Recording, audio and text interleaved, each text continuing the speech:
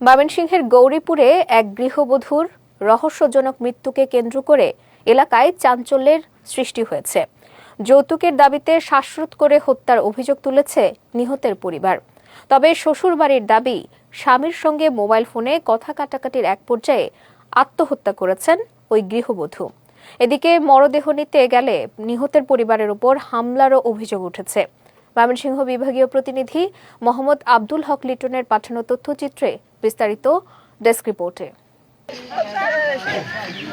ময়মনসিংহের গৌরীপুর উপজেলার ভাংনামারি ইউনিয়নের ভোলার আগলি গ্রামের আবুল হোসেনের মেয়ে সুরাইয়া মনির সঙ্গে প্রায় বছর দেড়েক আগে উজান খাসিয়ারচর খোদা বক্সপুর গ্রামের রবিউলের ছেলে নাইমের বিয়ে হয়। বিয়ের ৩ মাস পর কাজের জন্য সৌদি আরব চলে যান নাইম। অভিযোগ রয়েছে, বিয়ের পর থেকেই যৌতুকের দাবিতে সুরাইয়া মনির উপর নির্যাতন চলছিল।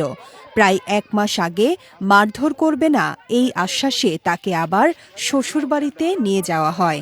গত ৩ মার্চ রাত 11:30টার দিকে তার মৃত্যুর খবর পেয়ে স্বজনরা শ্বশুরবাড়িতে গিয়ে তাকে নিজ ঘরে মৃত অবস্থায় দেখতে পান। পরে পুলিশ মরদেহ উদ্ধার করে ময়নাতদন্তের জন্য ময়মনসিংহ মেডিকেল কলেজ হাসপাতালে পাঠায়। মরদেহ নেয়াকে কেন্দ্র করে দুই পক্ষের মধ্যে কথা কাটাকাটি হলে নিহতের পরিবারের উপর হামলার অভিযোগ ওঠে। নিহতের পরিবারের দাবি, যৌতুকের টাকা না দেয়ায় পরিকল্পিতভাবে সুরাইয়া মনিকে শ্বাসরোধ করে হত্যা করা হয়েছে। তাদের অভিযোগ, স্বামী নাইমের পরামর্শে শ্বশুর রবিউল, শাশুড়ি সাবিনা আক্তার ও জমিলা আক্তার সহ কয়েকজন এতে জড়িত থাকতে পারেন। ১.৫ মাস আমার বাড়িতে রয়েছে, তারা অনেক লোক ধরিয়া আমার মেয়েরে নিতে নিচ্ছে। নেওয়ার পরে দেয়া আবার হিরিয়া এই মেয়ের লগে আচরণ খারাপ করছে। খারাপ করলে আমার মেয়ে আমার সাথে বলে না, তার মার সাথে বলে যে এরকম চলছে। পরে তার মা বলছে যে মায়া বেয়া দিছি, এই একটু টুটি টাটি ওইতেই পারে, তুমি এটা সহ্য করে তুমি থাহো। পরে রয়েছে এখন কেমনে যে মারছে তারা এটা তারাই জানে আর আল্লাহ জানে। সরকারে কই তারা আমার মেয়ের কতদিন ধরে কেয়ার কারণে যৌতুকের লেগিয়া যৌতুক চাইছি ৮-১০ লাখ জমিন রাখবো। কারণ আমি গরিব মানুষ, আমার স্বামী ছেলে মানুষের টাকা কাম করে খা, রাজার কাম করে খা। আমি এভাবে কিছু তখন ৫০,০০০ টাকা দিছি। দেওয়ার পর আমি দিতারি না করিয়া আমার মেয়েরে খুব নির্যাতন করেছে। আমার মেয়েরে নির্যাতন করতে এবার হঠাৎ করে খবর হয়েছে আমার মেয়ে মরে গেছে। হাস এ নিচে আর আমি জানি কি জানি না, আমার সাইড করে ফোন এসে তোমার মেয়ে হাসলে মারা গেছে। আমার মায়ের আগে আমি উড়ানো হোটেল পাইছি, আমার মেয়ে লাশ হয়ে পড়ে রয়েছে।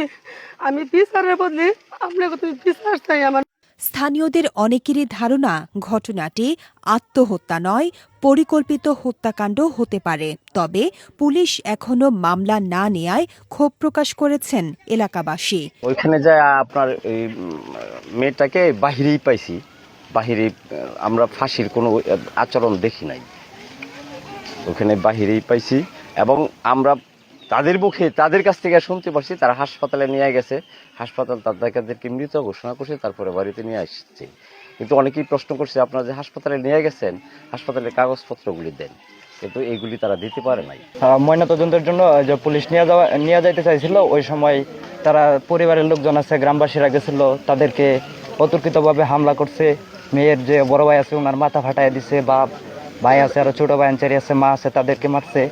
নিহত সুরাইয়া মনিকে যারা গোসল করিয়ে দাফনের জন্য প্রস্তুত করছেন তারা জানান, নিহতের শরীরের বিভিন্ন স্থানে আঘাতের একাধিক চিহ্ন দেখা গেছে।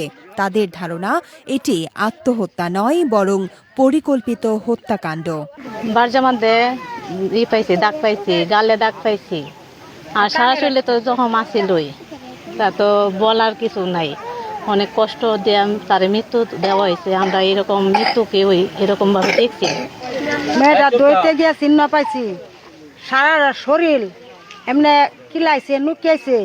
তারপরে বুকটার মধ্যে ইট দেয়া কেচছে, পিঠটার মধ্যে ইট দেয়া কেচছে, কোমর আর এডি দেয়া এমনি কালা কালা চক্কা চক্কা দাগ রয়েছে।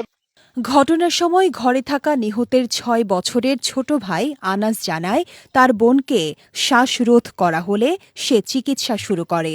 পরে দা দেখিয়ে তাকে চুপ করিয়ে দেয়া হয় বলে সেও দাবি করেছে। হ্যাঁ গলা না ছিল হ্যাঁ দাউলেছিল। অন্যদিকে নিহতের শ্বশুর রবিউল ও শাশুড়ি জানান মোবাইল ফোনে স্বামীর সঙ্গে কথা কাটাকাটির পর সুরাইয়া মনি আত্মহত্যা করে থাকতে পারেন।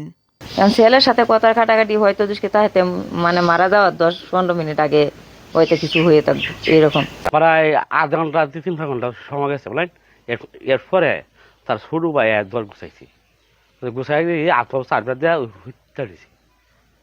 মানে এটা রয়ে গেছে চরফাড়া হরিকুমরা করেছি, ডাক্তার গেছে মারা গেছে।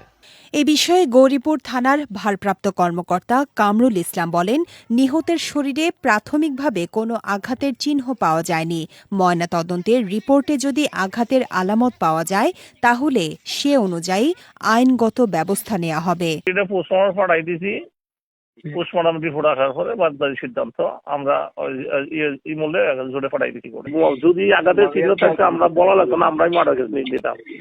কারণ আমরা মহিলা পুলিশে যাই তুলে চেক করাইছি, চেক করে আঘাতের কোনো চিহ্ন না থাকলে পোস্টমর্টম পাঠাই দিচ্ছি।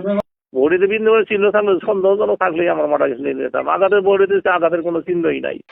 ডাক্তারি পরীক্ষার ফলাফলের ভিত্তিতে সুষ্ঠু তদন্তের মাধ্যমে হত্যাকাণ্ডের সঙ্গে জড়িতদের দ্রুত গ্রেফতার ও দৃষ্টান্তমূলক শাস্তির দাবি জানিয়েছেন নিহতের পরিবার এবং স্থানীয় এলাকাবাসী। বিজয় টিভি নিউজ ডেস্ক।